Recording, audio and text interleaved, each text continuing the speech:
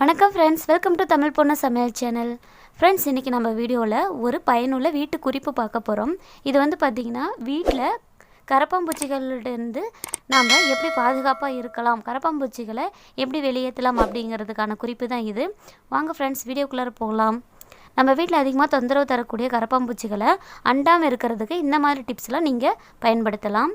First tip, ஒரு பவுல் எடுத்துக்கோங்க.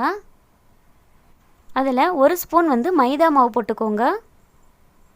ஒரு ஸ்பூன் போரிக் பவுடர் போட்டுக்கோங்க. போரிக் பவுடர் பார்த்திங்கன்னா மெடிக்கல் ஷாப்பில் நீங்கள் எங்கே கேட்டிங்கனாலும் கிடைக்கும்.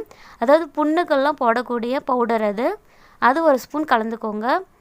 இது ரெண்டையும் நல்லா மிக்ஸ் பண்ணிவிட்டு தேவையான அளவு தண்ணி ஊற்றி சப்பாத்தி மாவு மாதிரி நல்லா உருட்டிக்கோங்க. இது நல்லா உருண்டை பிடிக்கிற அளவு தண்ணி ஊற்றி கலந்துக்கோங்க.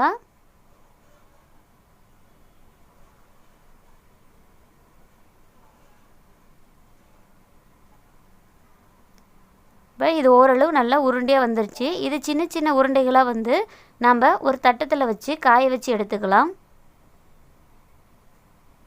ரொம்ப பெருசாக உருண்டைகள் வேணாம், சின்ன சின்னதாக இருந்தால் போதும். இப்போ இந்த உருண்டைகள் நல்லா காய வச்சு எடுத்தாச்சு. இதை பார்த்திங்கன்னா உங்கள் வீட்டில் எந்தெந்த இடத்துல கரப்பாம்பூச்சிகளோட நடமாட்டம் இருக்குதோ அந்தந்த இடத்தெல்லாம் இந்த உருண்டைகளை நீங்கள் வச்சு வைக்கலாம். இந்த போரிக் பவுடர் கரப்பாம்பூச்சிகளுக்கு பார்த்திங்கன்னா எதிரி மாதிரி, அது சாப்பிட்டுச்சுன்னா செத்துரும். நீங்கள் இந்த மாதிரி பண்ணுறதுனால அந்த உருண்டைகளை வச்ச மாதிரி இருக்கும். அது என்றைக்கு கரையுதோ அன்றைக்கி நீங்கள் மறுபடியும் யூஸ் பண்ணிக்கலாம், அதாவது புதுசாக வச்சுக்கலாம். ரெண்டாவது டிப் பார்த்திங்கன்னா நம்ம வீட்டில் இருக்கக்கூடிய கிராம்பு. இந்த கிராம்போட வாசனை பார்த்திங்கன்னா கரப்பாம்பூச்சிகளுக்கு சுத்தமாக பிடிக்காது. ஸோ எந்தெந்த இடத்துலலாம் உங்களுக்கு கரப்பாம்பூச்சிகள் நடமாட்டம் இருக்குதோ அந்தந்த இடத்துலாம் இந்த கிராம்பை அங்கங்கே ஒன்று வச்சு விடுங்க.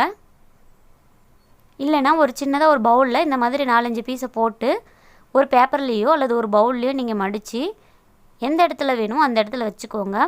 பேப்பரில் வைக்கிறீங்கன்னா ஓரளவு காற்று போதுற மாதிரி அங்கங்கே சின்ன சின்னதாக ஹோல்ஸ் போட்டு வைங்க. அப்போ தான் அந்த வாசத்துக்கு கரப்பாம்பூச்சிகள் வராமல் இருக்கும். அடுத்தது டிப் நம்பர் 3. இது பார்த்திங்கன்னா ஒரு பவுலில் கொஞ்சமாக சர்க்கரை எடுத்துக்கோங்க. இந்த சர்க்கரையோட அதே போரிக் பவுடர் கொஞ்சமாக போட்டுக்கோங்க.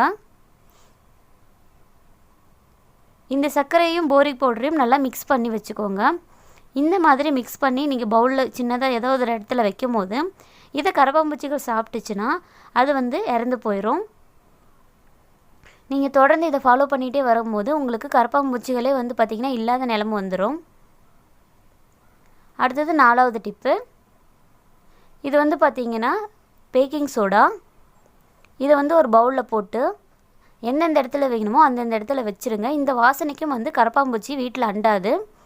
இப்போ வேறு எங்கேயா பீரோ இந்த மாதிரி இடத்துலலாம் நீங்கள் வைக்கணும்னு நினச்சிங்கன்னா ஒரு பேப்பர்லாம் மடித்து சின்ன சின்னதாக ஹோல்ஸ் போட்டு அதை வச்சுருங்க.